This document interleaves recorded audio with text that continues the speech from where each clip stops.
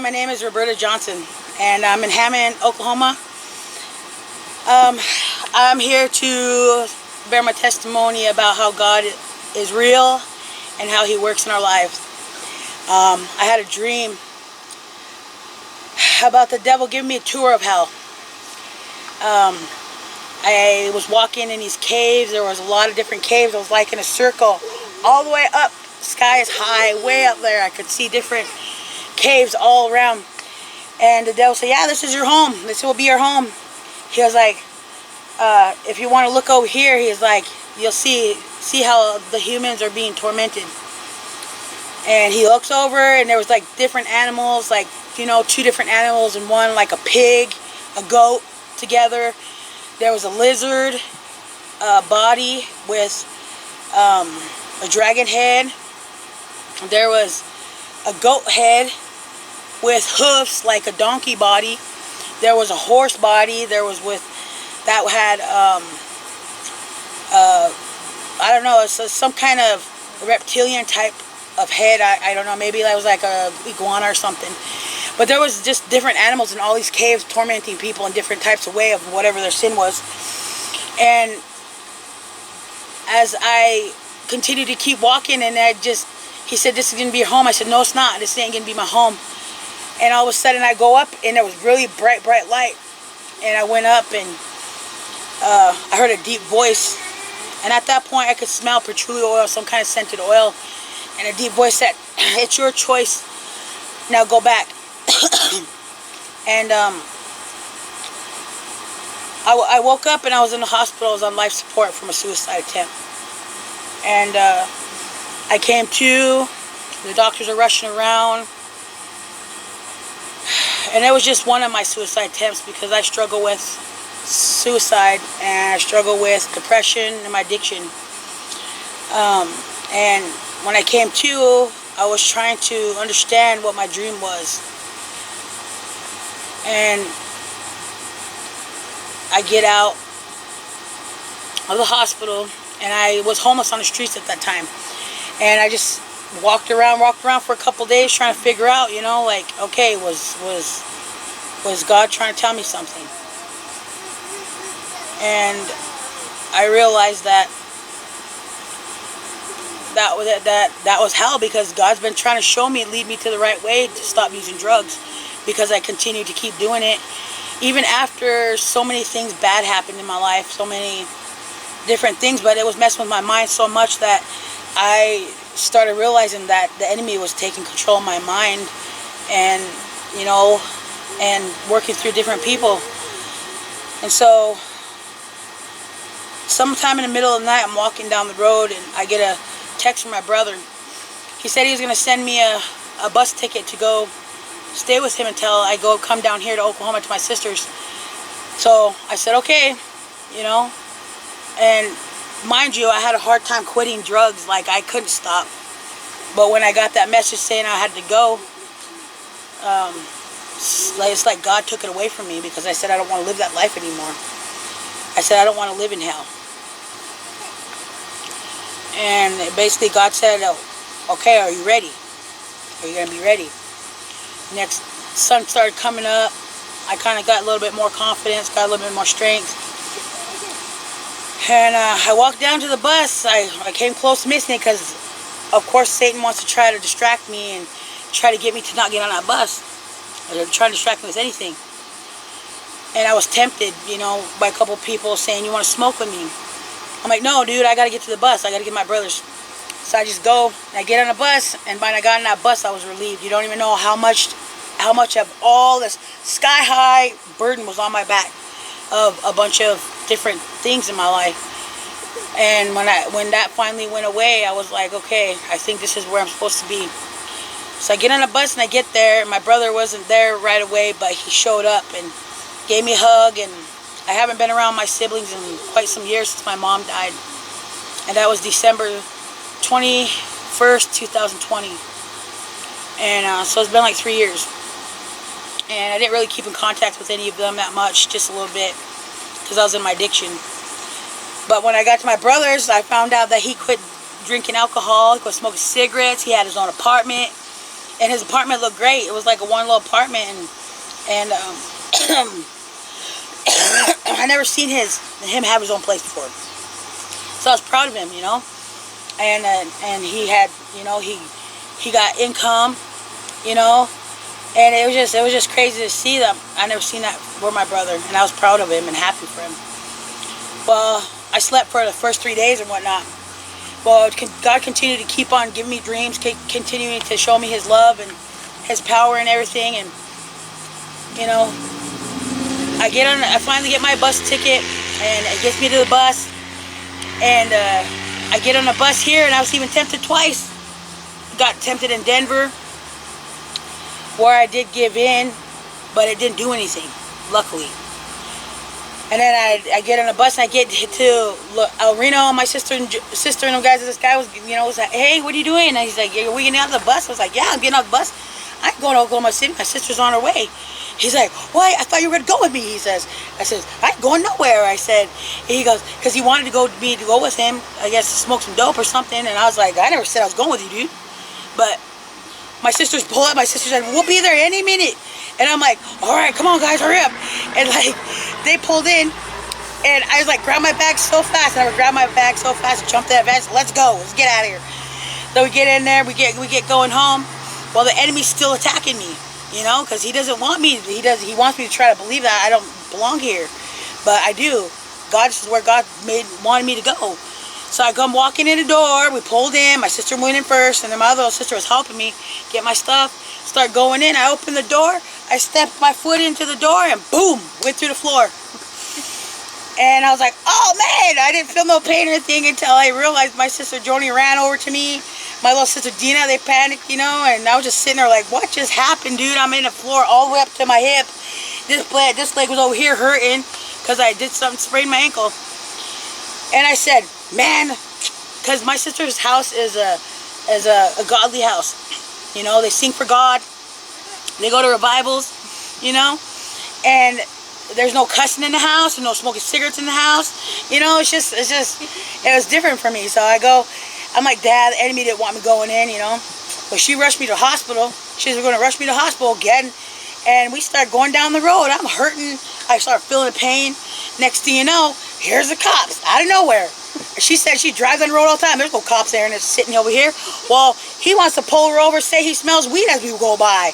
I was smoking a cigarette. There was no weed. And so the enemy just continued to attack. And the only reason why I'm saying this is because I'm telling you, the enemy kept attacking me this whole day. And the whole point is I'm saying God is real. Well, she gets pulled over. He tells her to walk backwards, you know. I tell him I fell through the floor, and he goes to the emergency room. You know, finally, he gave her a warning and let us go.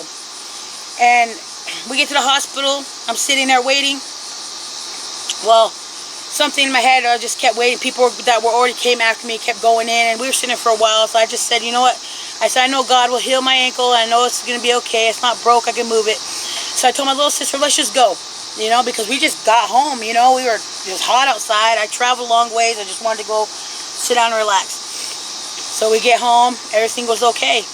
But that night, I felt like I couldn't breathe. And so my sister, she gave me the little bottle of oil that's been prayed over by a whole bunch of people. I put it on my head. She put it on my ankle. And another miracle from God. She put it on my ankle. The next morning, my ankle didn't really hurt that bad. It hurt still, but I could walk on it a little more. The next day, did the same thing. Boom, I could walk on my leg again. Within 3 days, I was walking on it. And I felt like that was God healing me. And then I went to church this Sunday. Oh, wait. Yeah, this Sunday. And I got to meet new people at the church. And my little sister got to show me around. And you know, God's been good for me since then. Since I got here, God's been leading, guiding me, walking beside me. And I just asked Him to take away my addiction. I asked Him to take away all these bad thoughts in my head, all the memories. But every now and then I get a bad memory. It comes up every day. But God's continuing to work in my life every day. And I struggle from a lot of different things in my life. Mental health issues, depression, anxiety, PTSD triggers. And, you know, all I'm here to say is that, you know, you have a choice. You know, just like in my dream, God said, "It's your choice. Now go back." So I'm continuing to just keep walking towards light and to live for God. And I don't want to go back to that lifestyle that I had, because it was no fun. It was lonely. It was dark and scary. So if you want to check out my songs that I recently made, you can go to my YouTube channel, which is Berta Fighting Life. Right? Hold on. I don't want to give you guys the wrong information. But, you know, this is something that comes to my heart. I never wrote none of these songs down. I just put a beat on it and just go. And, you know, it's Roberta Never Gives Up. ROBERTA, Never Gives Up. I have some songs on there. It's pretty good. But, you know, I make music as a coping mechanism to get through my depression and my anxiety and everything. And I pray. You know, I haven't got back into reading the Word, but I do pray a lot. I do talk to God all day long when I feel a certain negativity. And that's all it takes is baby steps to get to know God, get close to Him, build a relationship. But I'm telling you that the Lord is coming, and that He is just waiting for you to choose which way you want to go, how you want to live, how you want to be. So that's all I got for you guys. Hope you enjoyed it. See you. This is Roberta Johnson, Hammond, Oklahoma. These are my songs called Rampage.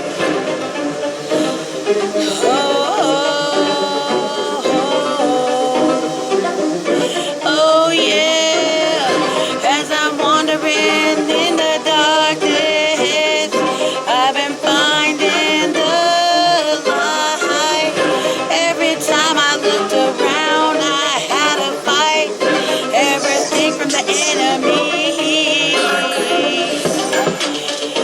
Every day I'm battling.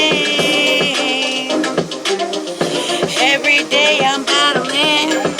There is going to be a rampage, trying to break free from this cunning enemy that I've been fighting. Don't you see that the Lord is waiting? I've been fighting, but now I'm like a monster in a cage with my cunning enemy. It's a rampage, getting free from the enemy. Oh yeah, leaving destruction behind me. In my past, I'm breaking free from all the pain. Emotionally, mentally, psychologically. Oh yeah. Oh, it's a rampage, breaking free from these cunning enemies. I'm reaching to the Lord, asking Him to save me. Oh yeah.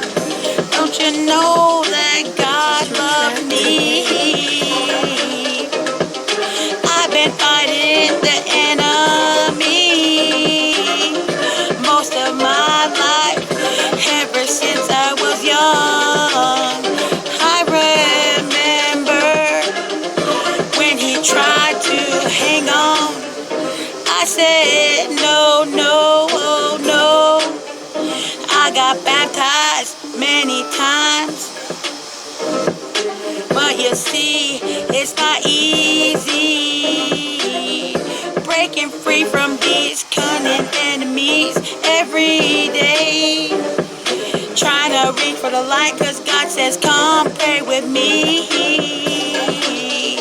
Oh, I close my eyes and I pray, asking God to protect me and my family. Oh, it's been a rampage, trying to get away from all these daily cunning enemies. Oh,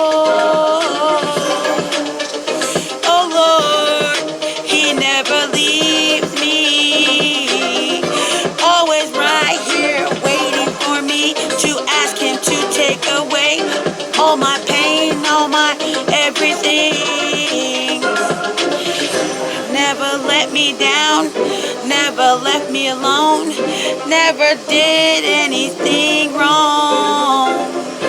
God is real, but you see this rampage, trying to take me back that way.